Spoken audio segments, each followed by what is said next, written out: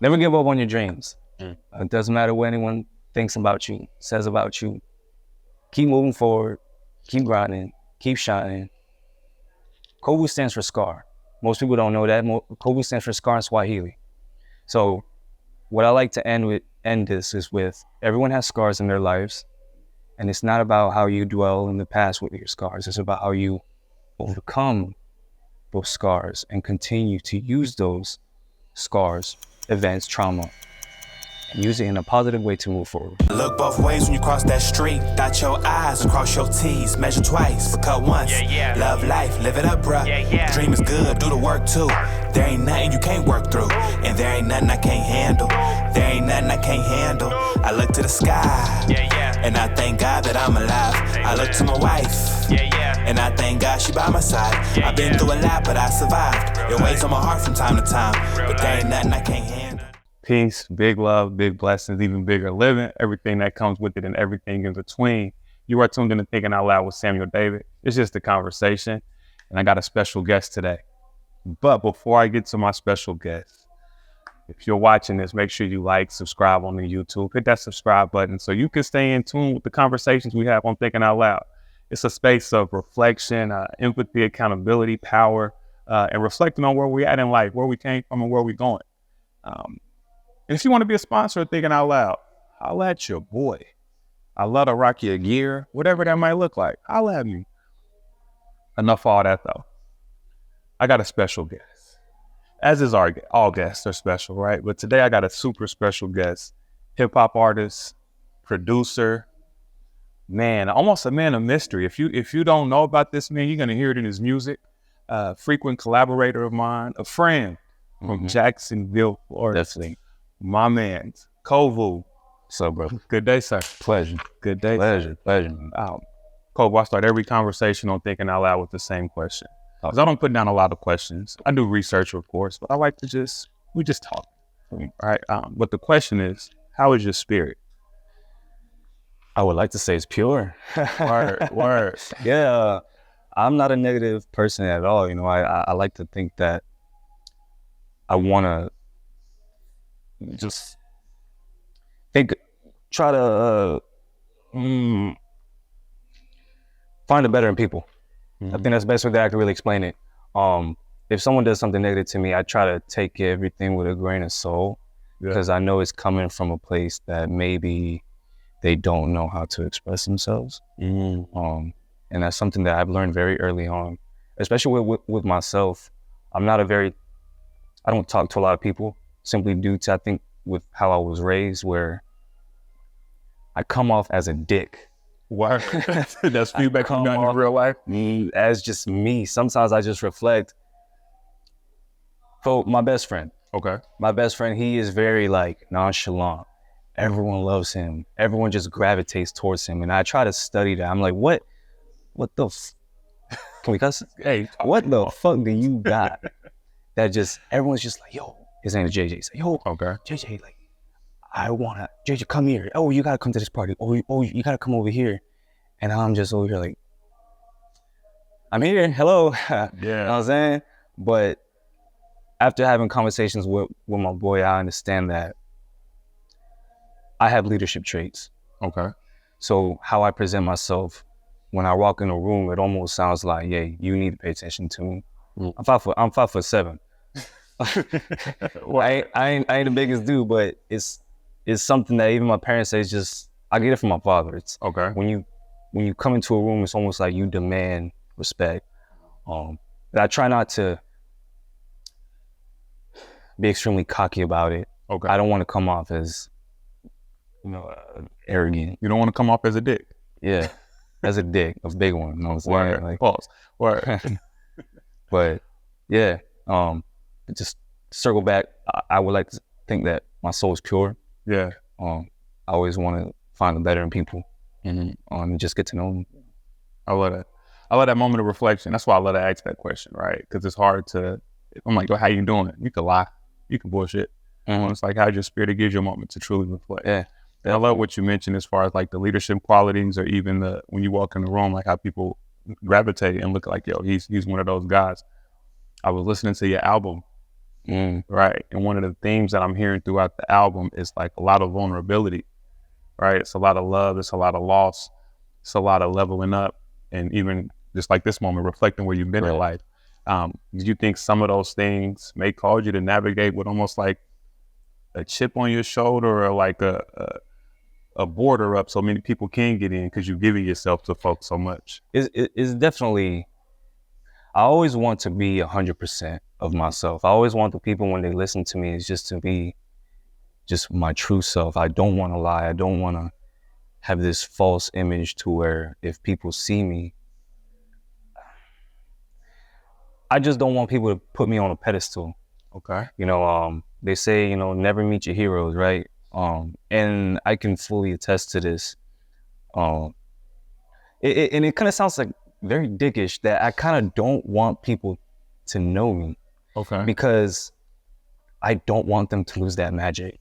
You know, there's been many people in my life that I have met. I'm not going to mention them, but I looked at them as heroes, inspirations.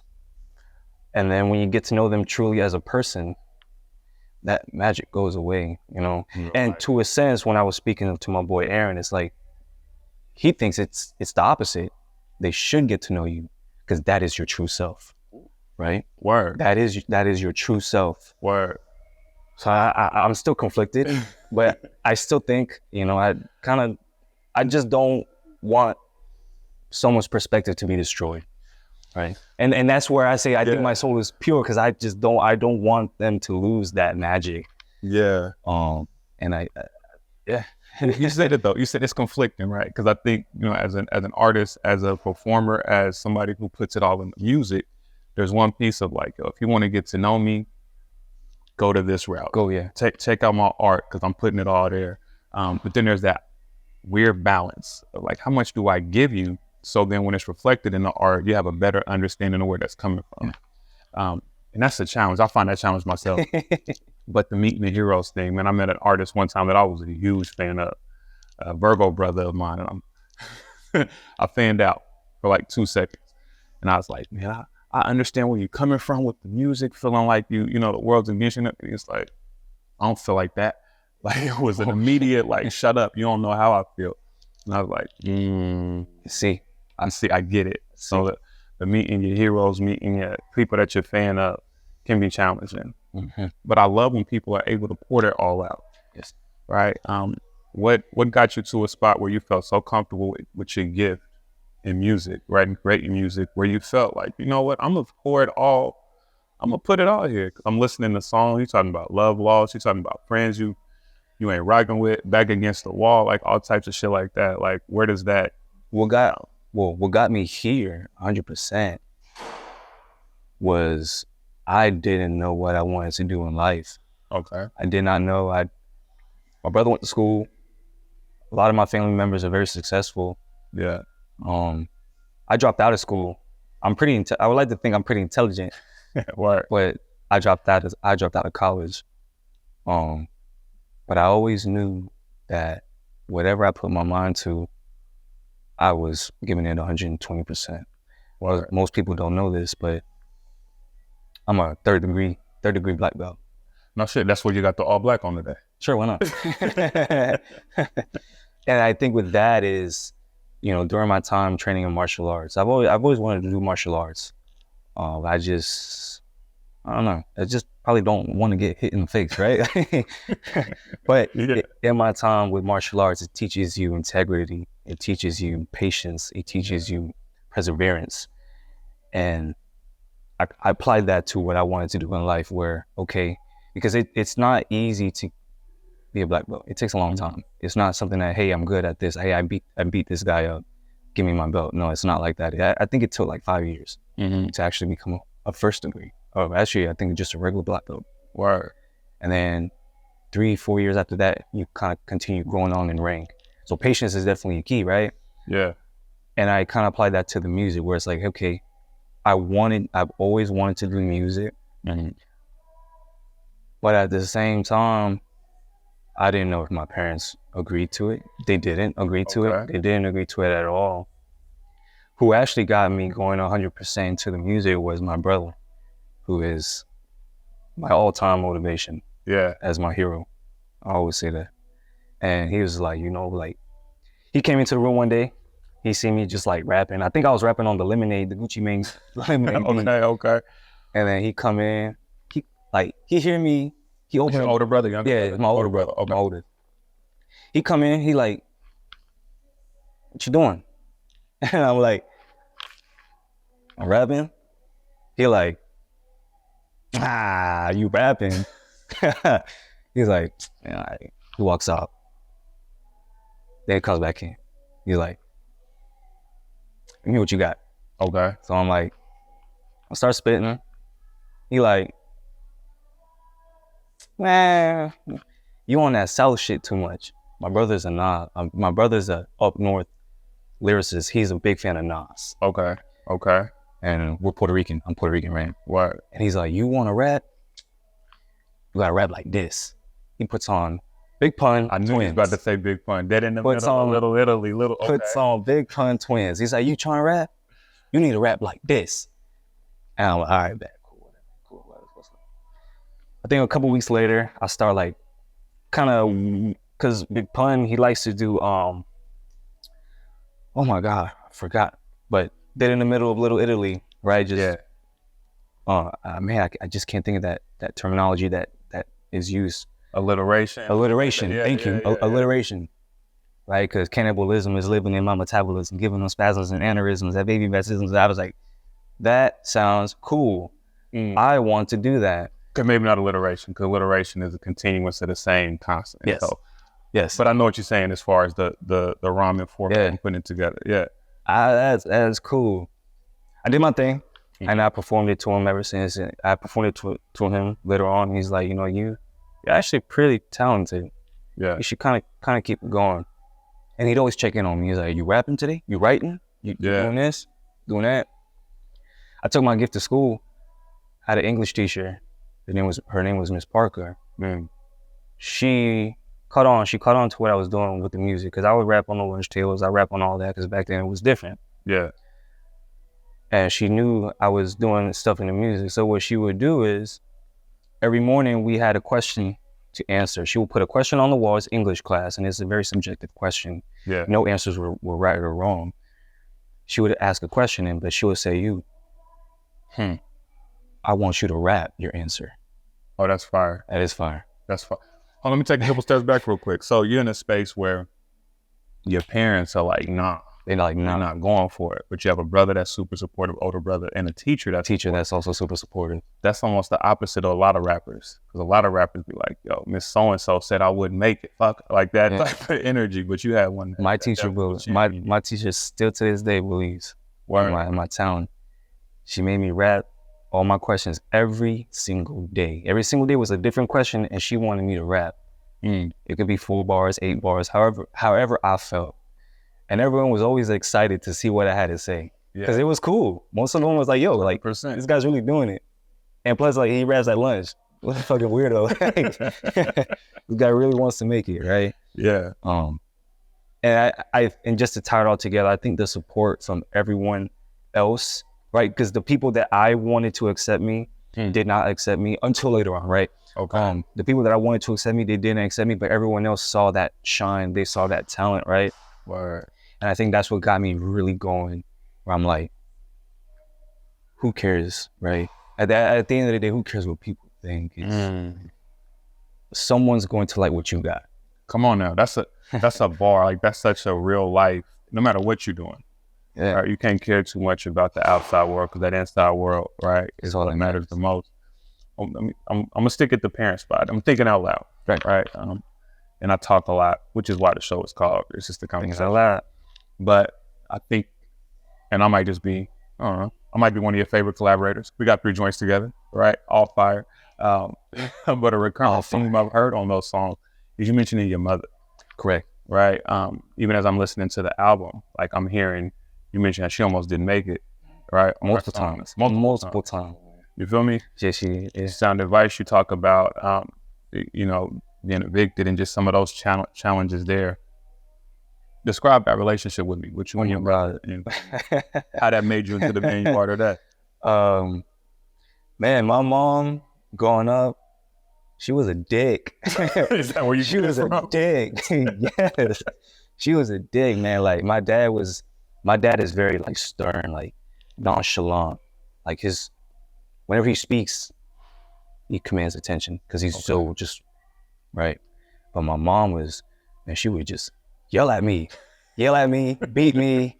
And I was born in Puerto Rico, but at a very young age, we came here for better life and all that good stuff, right? I don't come from a nice side of Puerto Rico. And here being America, Jacksonville. Here being America, right? Jacksonville, Florida, right? My father wanted both me and my brother and I to have a better life, right? What parent wouldn't, right? So growing up here is English. I'm learning English here. My mom does not know English, no Spanish. So there would be times when she would take me to doctor's appointments or just somewhere, and she would ask me, what do you say? My Spanish is not great. No doubt. My Spanish wasn't great. And I'd be like, Mom, I don't know. And she would just start yelling, like, what do you mean you don't know? And like a fury or rage, right? Something like petrified. Okay. As a kid, right? Later on in life, she has a stroke. She has a stroke to where she almost died because my uncle, he had a stroke and he didn't make it. Condolences. It's all right. She has a stroke, and I feel like her life just went boom. To where now she finds Christianity and she finds God, and she ends up taking me to a room and she goes, hey, I just want to talk to you. I want a moment of your time. And I'm like, okay, let's talk. And she just starts bawling, crying. She goes, I just want to apologize. Wow. Every single thing that I've ever done to you. I love you. I believe in what you got going on. And I want nothing better than just for us to have an amazing relationship as mother and son. Yeah. I get choked up a little bit about it. But since then, she never believed in my art. But until then, she did. She then became my number one person, my number one fan. Wow. Started promoting me everywhere. Even my very first show, it was at a strip club. Yeah. Guess who was there? Word. Mama was there. Yeah. Mama was there. Because I didn't really start taking music seriously until like 2015, 16. Like I was doing it, but I didn't really say like, hey, I'm doing this now. Yeah. Okay. I'm trying to tie it all back together because I'm just going back through memory lane. So yeah, so she has a stroke, and then she ends up having cancer. Wow. Yeah, my sophomore, junior year, she ends up having cancer. It's breast cancer. She caught it early on. And I think it was stage 3, and she was it was over like here, and she was able to get it taken care of. That's word. Big shout out to very God. Very fortunate. So my senior year graduation day, she didn't tell me this. I'm like, sometimes I'm like, damn it. But parents will be parents, right? They will never tell their children anything that. So she didn't tell you about having breast cancer? She didn't tell me about cancer, and she didn't tell me that we were in bankruptcy and under the hole. Wow. Right. I got evicted on my graduation day. No shit. Damn. She didn't tell me this. Because on my graduation day, right, moms will be moms. Mm-hmm. On my graduation day, I hear a knock on the door, and this is the police. And I see my mom opening the door. She's talking to the police. And then she closed the door. I asked Mom, what was that about? She was like, oh no, it's asking about burglary. She's still hot. She's still protecting you from the reality of life. Wow. Okay. Something going on. Right. Graduation happens, and then we end up going to the famous Olive Garden. We go to the Olive Garden. The famous Olive Garden. Well, Olive Garden and Red Lobster were like, I tell my kids, like, yo, y'all get shrimp and shit these days. But back then, those were luxury. That was, yes. I digress. That was unlimited. What? Right. Stop playing. So we're at the Olive Garden, and that's when she breaks the news to me. So I'm like, I'm bawling in tears because I'm like, yo, like my world is where I grew up at, where I grew up in. It's getting taken from me, right? It almost makes you like just anger, right? Like at 18 years old, you just have anger because you're like, no, like mom, like I wish you would have told me. I would have gave you every fucking paycheck that I had. And she was like, and this is all before or after the stroke? After. Wow. It kind of just goes to show how tough she is. 100%. Mothers are so fucking tough, man. Like, Yo, listen, mothers women in general are the dopest creation that God ever made, if you ask me. And then that mother instinct is different. Yeah. I gotta ask, so this timeline is ill to hear all the things that y'all was going through collectively, that she's going through, that she's protecting you from, the healing that y'all going through together. So when she sat you down and was like pouring into you and apologizing for her previous actions, coming to that type of reflection, how did that hit you? How did that change you in that moment from where you were before to where you... So I still have some of those traits to this day, and it's something I'm still trying to master. I try not to care, and I think that's where the dick part comes in, because when someone is crying to me, I almost don't feel like sympathetic. Like I don't give them empathy. Like, okay, you're crying, all right, so what? Who cares? Like I that's what I want to say. I don't like, right? Like someone's family member could have died, and I won't care. You think that's because you've been through so much shit? It's like, yo, we all go through this. I won't care because right, from what I've been through, right? And during this time, in all my high school year, my father wasn't around. Like he was in Puerto Rico. Because I didn't know what was going on, because he was in Puerto Rico working, trying to make money over here. But I think it was the recession, if I'm not mistaken. But still, like, father figure wasn't around. Not like he was a piece of shit or nothing. He's amazing. I fucking love him. Yeah. But he's not around. He's not around. I'm with mom.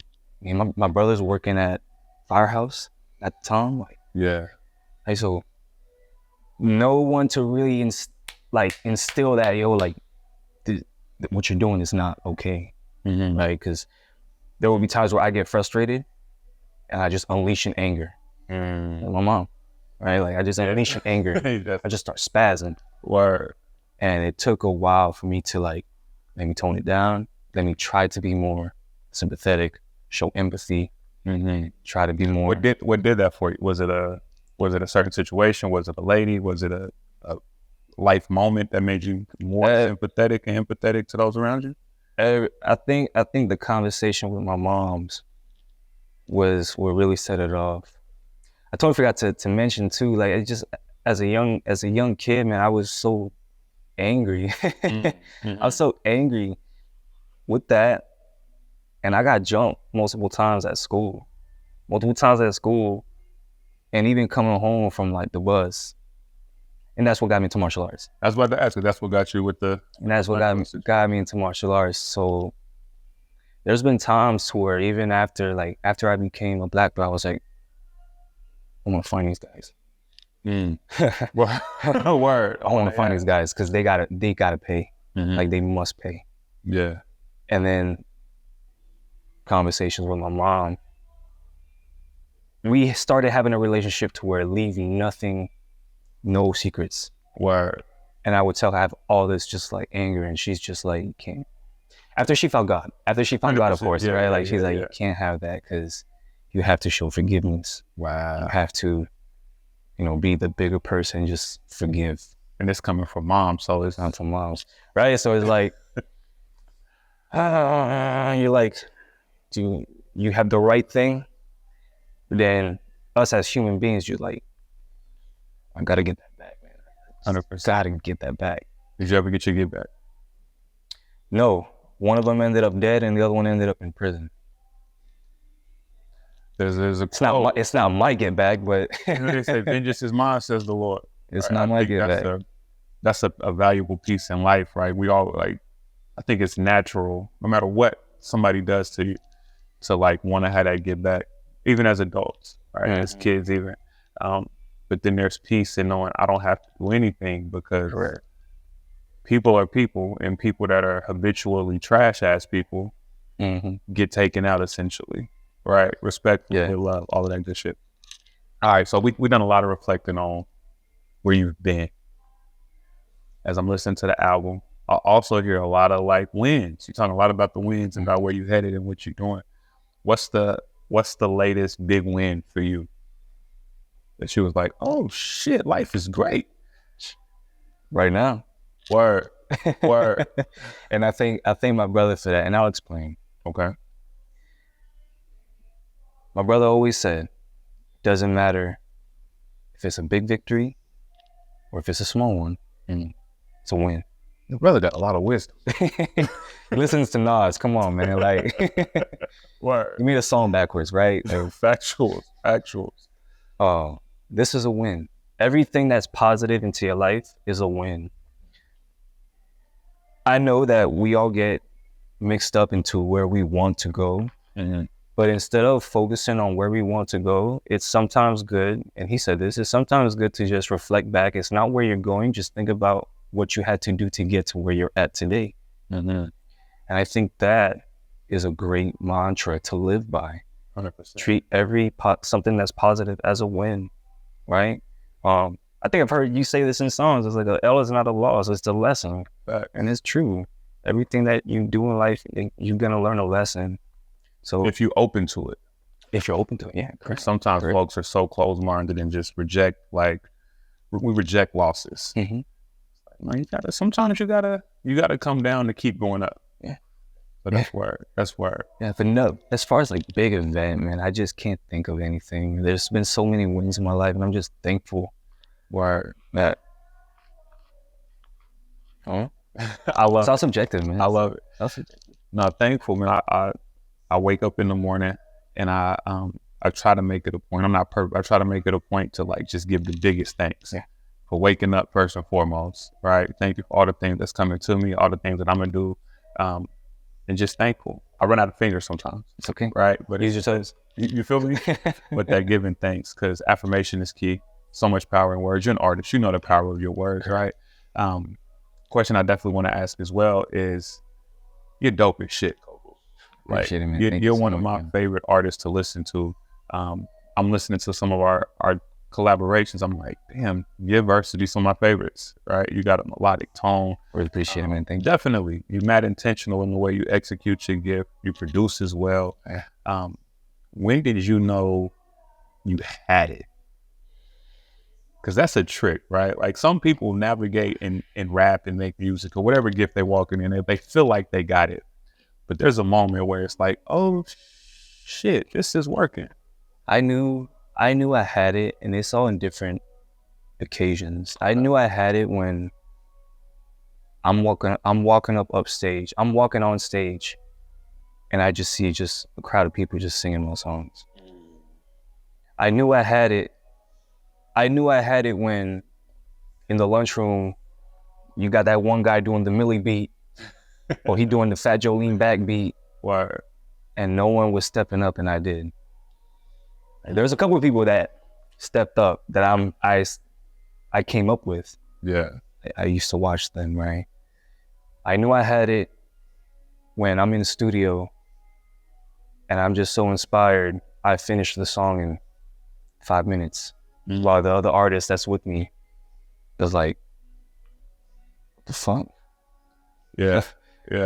Like, I knew I had it when I can go to my studio in Jacksonville with Paul Lipinski.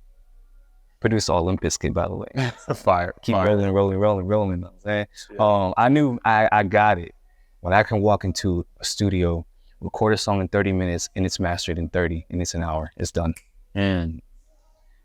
But that also goes back to, I think Kendrick said it, once you give in your 10,000 hours, you got it, right? It's your craft. A lot of preparation has went into you getting to where you are now. Produce. You haven't always produced music, but you started producing. You produce your own. So talk to me. I've always known how to produce. I just didn't take it as seriously, and I wanted to kind of show. I've always loved rapping, but in Jacksonville, I've always wanted to show that love and support to another Jacksonville native that was a producer. Okay.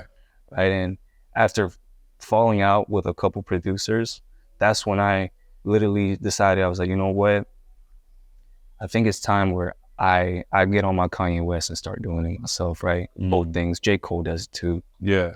Even Eminem does it too. And yeah, it's very easy. It's almost like a sense of not only interest, but a sense of like necessity. Like, cause I started producing for that same reason. I'm like, yo, I had a beat, at least the beat, which is a learning lesson for artists for sure. And then the song dropped. And then like a year later, Twista dropped the song to the same beat. Oh, and I was like, oh, what the like, copyright. But I understood in that moment, like, yo, okay, this lease means it's not mine. So let me actually start making my own shit. Nobody can take, nobody can stop. And then I do what I want music-wise. So that's always an interesting concept of mine. But that practice, that work you put in, where did that discipline come from? Is some of that from being a black belt or martial arts? It's just grind too. Like even like watching my father. Like my father is regular guy, does hard work, flooring, tile, wood, all that stuff. So just watching my father work and always saying like, you know, hard work beats talent every other day, right? So same thing, my brother said the same thing. Hard work beats talent any other day. So just consistently just working and grinding, just do it until like there's nothing left to learn. And guess what? Every day there's always something to learn. That's a fucking fact. As long as we alive, there's something to learn. There's always something to learn. I think Drake has said it in the interview I saw long ago. I think Denzel Washington still goes to acting classes. Yeah. And I think he is the greatest of all time. And the fact that he's the greatest of all time and still going to acting classes because he could learn something new every single time he goes, that just, if he's doing it, what's stopping me? So I coach basketball. I coach my son's basketball team. I'm one of the assistant coaches. And that's something I try to tell the youngins, right? Because there's drills that we do that they don't want to do.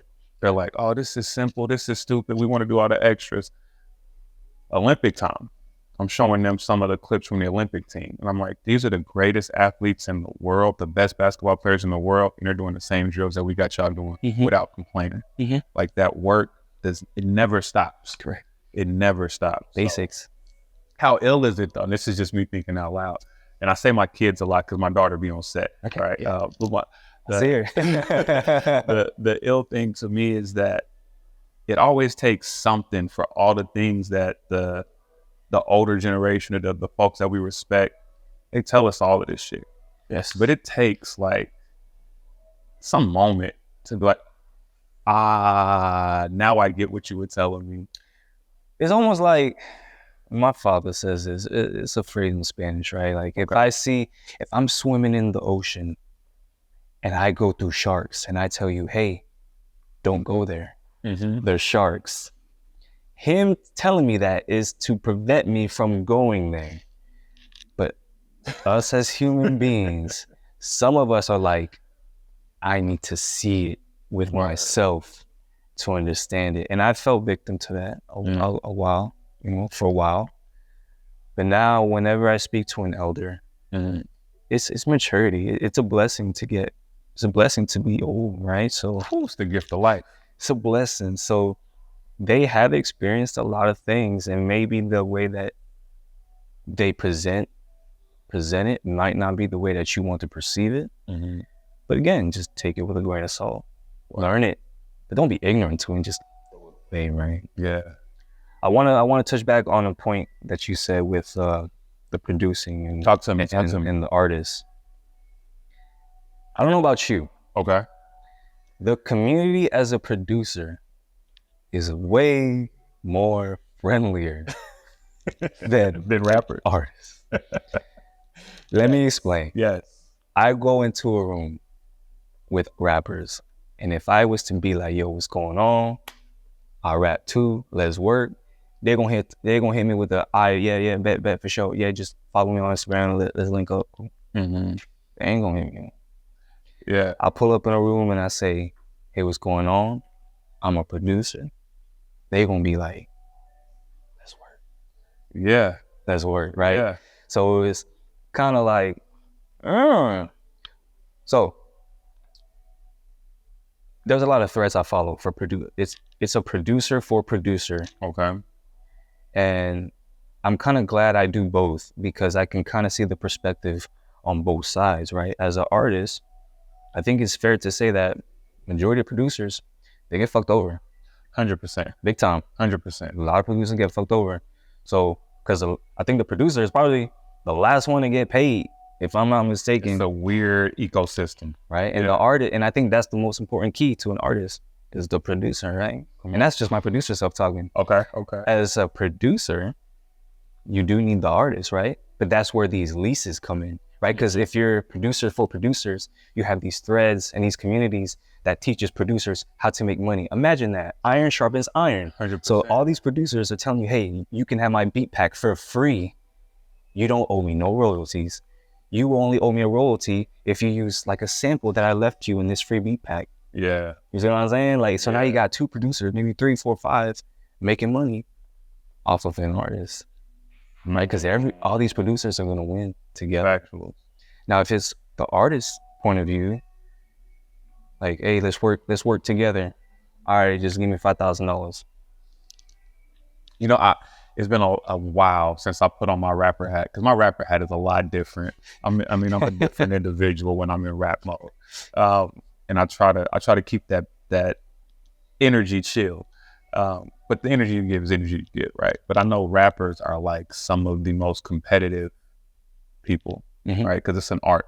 Okay. Depending on the type of rapper. Because there's some rappers who don't give a shit about the art form. I love those. Well, like nonchalant. I like those. Nonchalant, like it's like, yo, it's a vibe, I'm having fun. But then there's some that don't give a fuck about the art at all, right? But producing wise, it's all about the art of collaboration. Like, how do we make this that much better? And I will say, in my most recent execution as an artist, I make it a point to like, yo, if I can't make the song better, I don't want to rap better than the person. But if I can't make the song better, then I don't need to be on it, right? That's exactly what if it's an ad lib, a hook, like I want to help the thing. And that didn't happen until I started producing music. Yes. Same thing. Right? Like Same here. that. So that's the interesting vibe. Because I feel like the era that we come from is, it was 8 Mile. Like, you gotta get 8. I'm the most lyrical, miracle, spiritual. You finna get 8 on this track. And there's some artists still to this day that still have that mentality of where I'm getting on a track with a hypnotic, melodic rapper. And I'm just gonna smoke them. What? Yeah. No. It does nothing for the thing. No one cares about that. Yeah. What people care about is just the chemistry. And I think that's where you and we fit so well, right? Yeah. Where if I'm listening to your song and you're like, look both ways when we cross that street, and I'm like, okay, I'm listening to that vibe, and I'm like, cool, I want to be on his type of vibe. I want to make sure that when people hear this song, they're like, wow, these two I like both. Yeah. It fits together, right? And there's some artists and I feel like that just happens spiritually, because there's some artists that I can make a song with, and I'll do my very best to try to mold that gap, but it doesn't fit. It's the energy thing. That's why I love collaboration in studio, and just intentional. I gotta pick something up. You said 2015 is when you were at school, in high school? I graduated 14. I feel mad old. I graduated 05. That's all right. But what I love though is there is that generational wise, there's still that respect for the art. And a lot of times in hip hop, you see like generations like clashing. Right.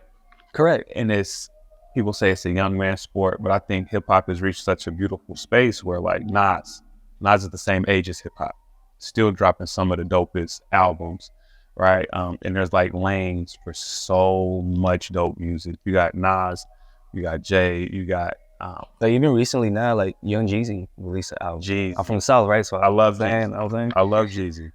You got like so many artists. I almost want to say it's like adult contemporary hip hop, and then you got like the XXL freshman list, and I'm looking at that and I have no clue. But half them freshmen are old as hell. They're like some of them are old, so some of them have been doing it for such a long time, and then they got picked to be freshmen. So, but 2018, I want to say 2018 was when all this happened, when you had your Lil Uzis and your Lils running around, and then you had your old heads clashing with them. Yeah. Right, because I think that was they were ushering a new era of hip hop.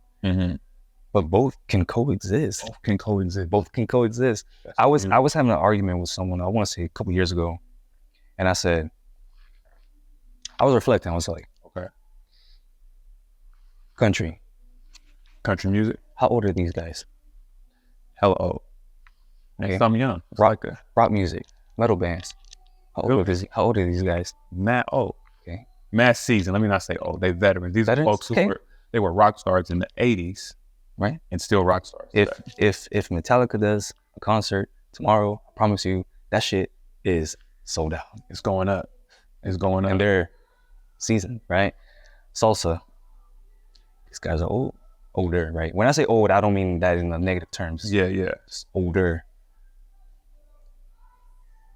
Jazz. These guys are older. Opera. These guys are older.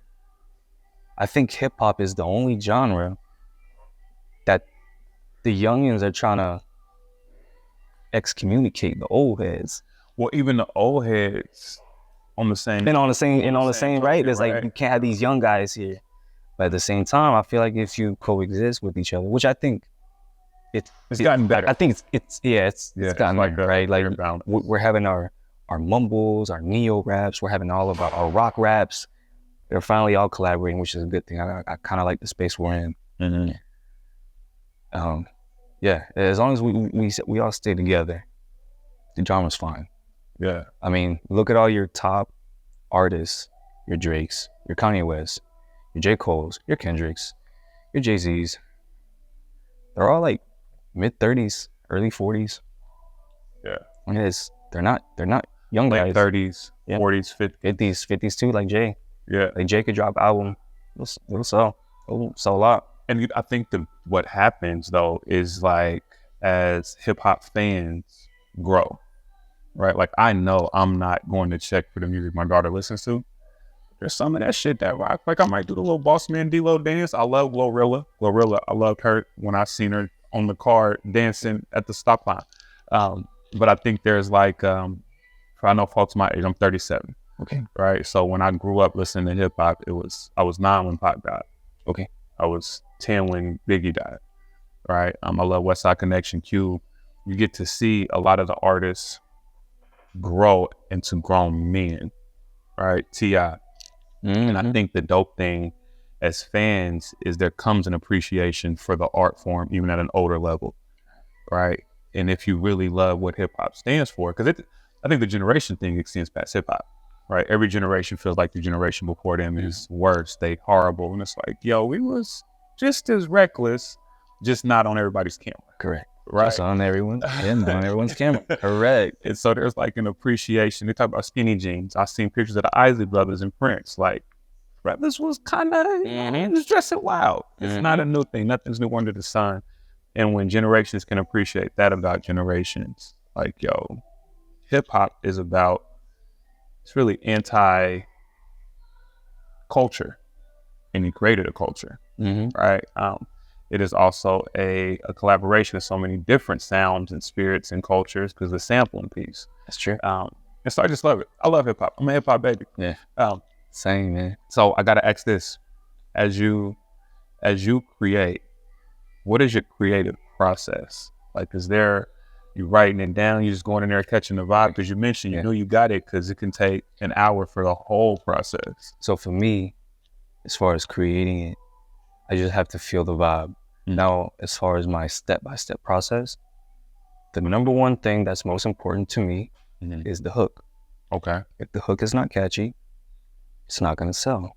Now, I do understand that there are some artists that don't care about that aspect. But let's be honest. If you were an artist, you got to sell records. Word. You got to sell. Now, if you want to do it for yourself, that's cool. But if you're trying to make a living out of it, you got to sell, right? Can't always be lyrical miracle or just mumbling on that. You got to have something. Got to have a mix of both. So I always start off my records with a hook. After my hook, I got to love the hook. Okay. Like my soul has to love it. Because if I don't love it, I'm not gonna do it.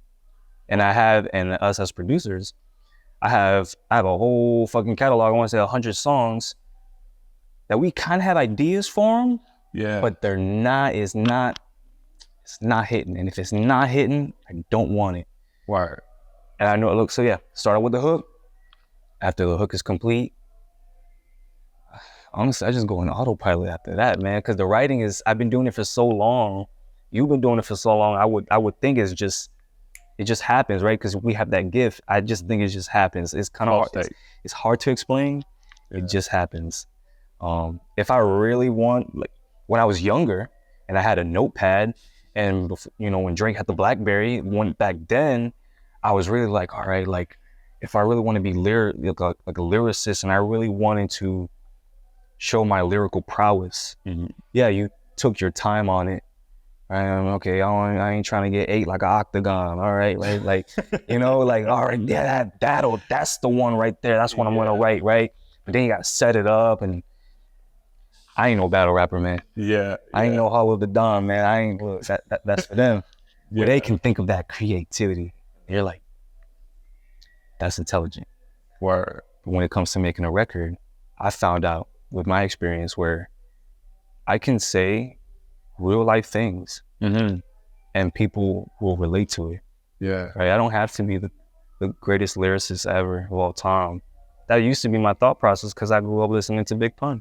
I grew up listening to Big L, Jay-Z, Nas, Rakim, right? Like, I grew up listening to all these guys. I'm more East Coast than I am. I can hear it. I can hear it. I'm more East Coast than anything. But what really came clashing down on me was because I cannot be as talented as them, and I never will be, because that's their dawn. That is their gift. Kid Cudi. Kid Cudi is one of my greatest inspirations of all time. Same as Kanye West. Yeah. And Drake. These guys, they expressed themselves. It wasn't lyricists. Like some of them are lyricists to an extent, but majority of their music, they were expressing like their lifestyle. This is what's going on. Vulnerability, especially with Drake and Cudi, on two different spectrums of vulnerability. Yeah. That made me realize, like, cool, I know what to do. I like that. I know how I'm gonna make records from now on is me. 100%. And I can hear it when I'm listening. I was almost gonna say Travis Scott as well. Yes. So right. So when I was coming up, Travis wasn't there. Okay. When I first listened to Travis, he was nothing compared to what you have now. Like, he had a bald fade, rocking a mask when I was listening to Travis, and he was heavy on his like Yeezus, like, or probably before Yeezus. I think he helped produce Yeezus, if I'm not mistaken. On his like, it's different. It's like, almost sounds evil.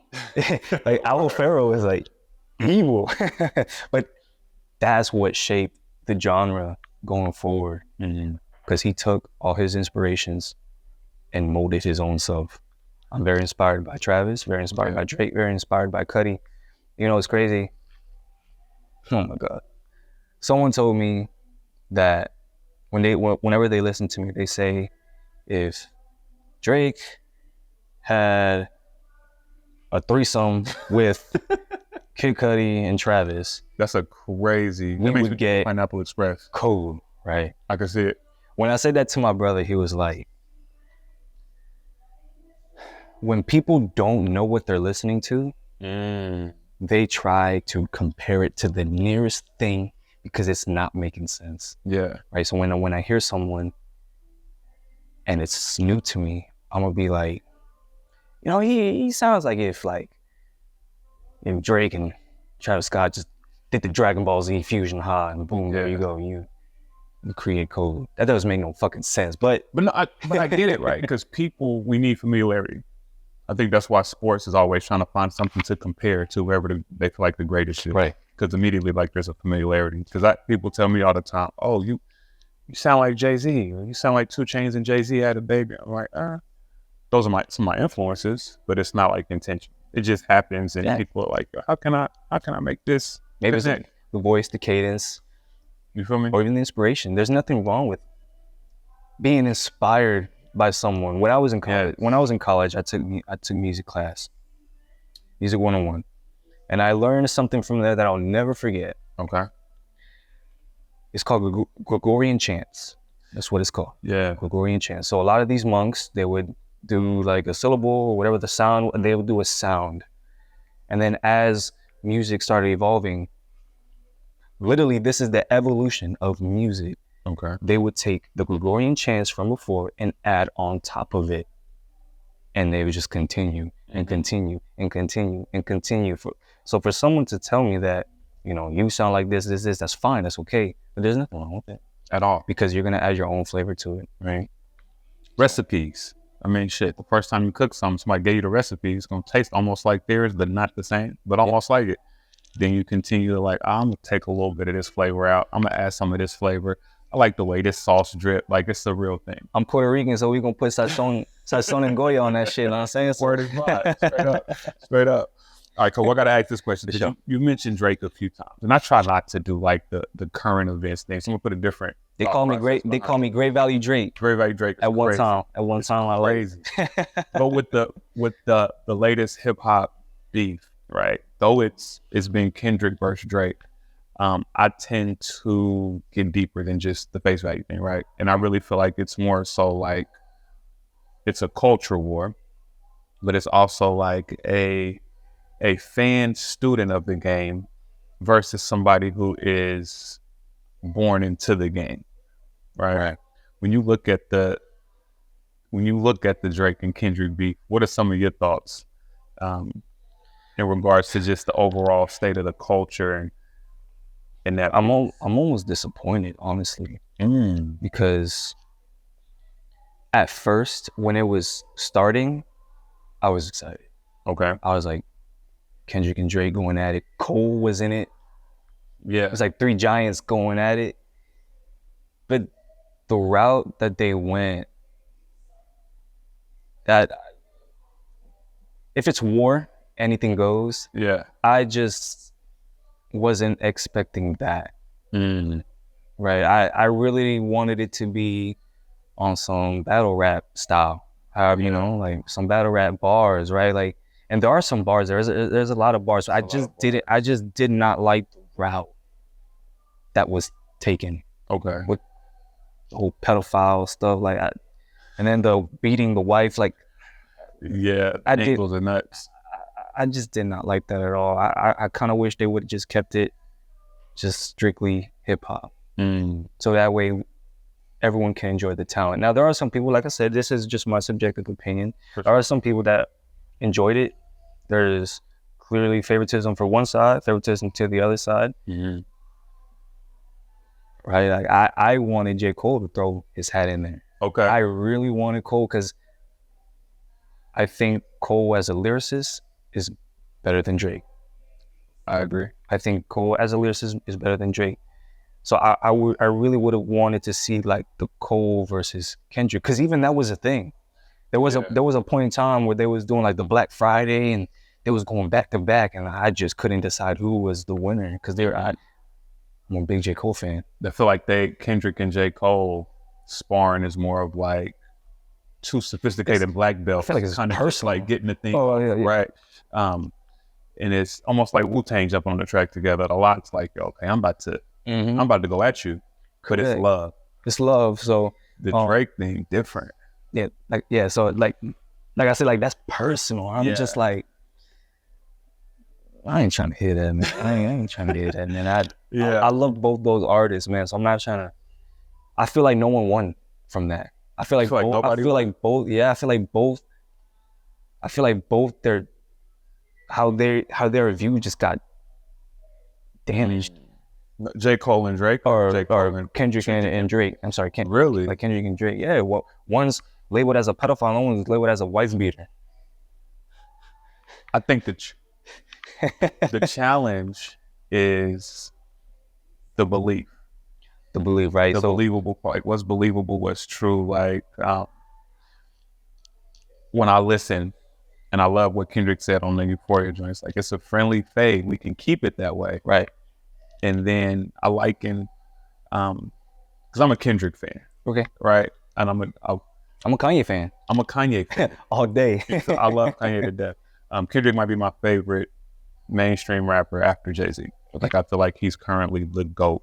And it's interesting though, because even though it's Kendrick and Drake, I genuinely feel like it's like a cultural thing. Like, even with the black and white, it's like, I don't think he's saying Drake's not like us because he's a mixed individual. I think he's saying he's not like us because he is not of the culture. Like, you are a fan of the culture, and you almost, like Shang Tsung, taken from every piece of the culture in a way that's like not as productive as it could be. Right.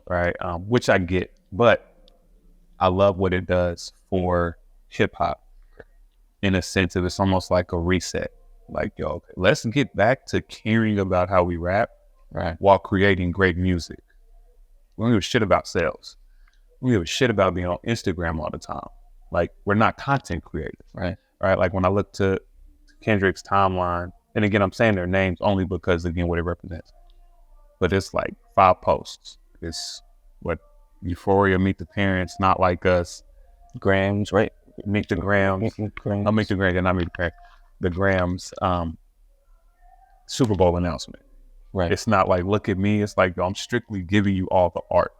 And I love that piece because I feel like for too long, hip hop has been in the space of like, we got to content create. You got to keep people's attention. You got clout chasers. You got he's not authentic. It doesn't feel authentic. So I just had to ask that question. I don't want to spend too much on Drake and Kendrick, but I got to ask this. You've been to the Dub. You've been to Wichita a few times. Is every time you come here to film a video, is it as eventful as this last time has been? Because I've heard some of the stories. You got pressed on the oh my god, man's tripping. It's always fun when I come to Wichita. Yeah. I really love Wichita. I don't know what it is, man. It's hard to explain, right? So it's right, because when you're inside, you kind of don't see how great you really are until someone else from the outside says, "Wow, you guys have a downtown with a lot of people. Yeah. You guys have events going on." I literally woke up. I'm in my hotel, and I literally woke up. Good morning, Wichita. There's literally an event going on. Like in Jacksonville, you have events, you do, but as far as like music is concerned, it's kind of dwindled down. Right. Like, you do have your artists, and it's underground, right? We have a lot of promoters in the city. You got your Mal Jones, right? Who I grew up with, like rapping on the corner. But as the years go by, it's like there's no one to pass that torch. There's no one, right? You're just kind of left like, all right, it's just shows. A lot of venues have shut down, man. Like, it's hard. Promoters are the worst because they take the artist's money. I could sell a ticket. So one of my experiences, famous artist came to the town. I sold tickets for that promoter, $25 a piece. I think I was forced to sell 75, and I think I only made $5 from each ticket. Yeah. And I only got to perform on stage for like 8 minutes. So this is where my rapper hat starts jumping on. I really be trying to chill. So this is a situation, I'm assuming, where they're like, yo, you can pay to play. We're going to give you X amount of tickets. You got to sell these X amount of tickets. And if you, a lot of the artists that I grew up with, they didn't have a fan base. And I knew they didn't have a fan base was because when I showed up to the shows, the people were singing my songs. And they didn't want, the artists themselves would be like, I don't want to go after Khovu. Word. Because if I'm like before the big old main artist, they want to be probably before me because that crowd gonna be right there. But to tie it all back, where they didn't have a fan base, a lot of them were drug dealers. A lot of rappers in Jacksonville were drug dealers. So I'm selling tickets, 25 a pop, 75 guaranteed you must sell. You just cashed out. They're guaranteed to perform. Or instead of selling the tickets, they just paid the promoter. Hey, I don't know what goes on behind closed doors, but they probably paid the promoter. Hey, I ain't gonna sell no tickets, but I'll pay you. What's up? Yeah. And a lot of them were like that in the city, which is fine because I wish I had that luxury of being able to do that. Yeah. Or where I can just pay, and then I had it. No, I had to go out there and just grind myself. But no. And you know, I was literally thinking about that whole process this morning, of like, I was listening to Gucci Mane and Drama, and I was thinking like, yo, how did, you know, when people come up at the same time together, what does that relationship look like from a financial, even communication of the finances, right? And when I think to situations like, yo, you got to pay to play, it's communicated in such a trash way that it's predatory to the artist. Versus a promoter, it's like, yo, I've invested into this show. If you want to be on this show, Correct. There's an investment that you can provide. So it's the same shit, but it's just a different communication. If the delivery was better. Because it makes the intention feel different. Because now it's not like you're not trying to build a relationship with me as an artist, as part of this ecosystem of entertainment where we at. You more so, it feels like you're trying to eat off me to make your thing pop. And it's a variance, right? Because then as artists, we got the ego. It's like, no, I'm not about to pay you to perform. Hell no. It's like, yo, I got an artist coming. You want to be part of this event? Here's what you can invest in. Here's a return for you. So it's like a weird, it's a weird ecosystem in the way that those things are communicated. Like you talked earlier about the producer being shitted on the most. When it comes to shows a lot, especially local shows, the artists tend to get the shitty end of the stick. It's artists. If the artist doesn't have a plan. Correct. From promo, from merchandise. I think that's where, and I think they started catching up with the artists because they're like, hey, you know, we're going to put you on here on this show. You got to sell woo. But they tend, if you're not smart, or maybe you just don't know, you could sell your merchandise. You can literally free. You don't even have to pay for most shows that I've been to. I never had to pay for anything. I just brought a table and called up my Spanish folk. Hey, I need to bring a foldable white table. We're going to throw a flag on there and say, hey, once I'm done, you know, with the show, Mom Duke's over there, wave your hand, boom, we're selling t-shirts, we're selling stickers, we're selling lighters, whatever you may want. And I'll come out of there making like $500-$600. Word. Smooth, chilling, right? So imagine that on a grander scale. Like the promoter's like, hey, you sold way less than what you made, but you made hella money over here. Right now they're like, yeah, I'm kind of catching up on that. Yeah. Now, if you want a table, you gotta pay. Now we gotta reap a little bit. You gotta pay. That's funny, man. Khovu, a question that I like to part with. Talk to me. So, we talked a lot about winning. Talked a lot about some learning lessons, some life situations, relationships, even. Khovu now, what would you tell Khovu 10 years ago? Oh boy. You're doing good, kid. You're doing just fine. You're doing just fine. Again, it's not where you want to go. Think about everything that you've done to get to where you're at today.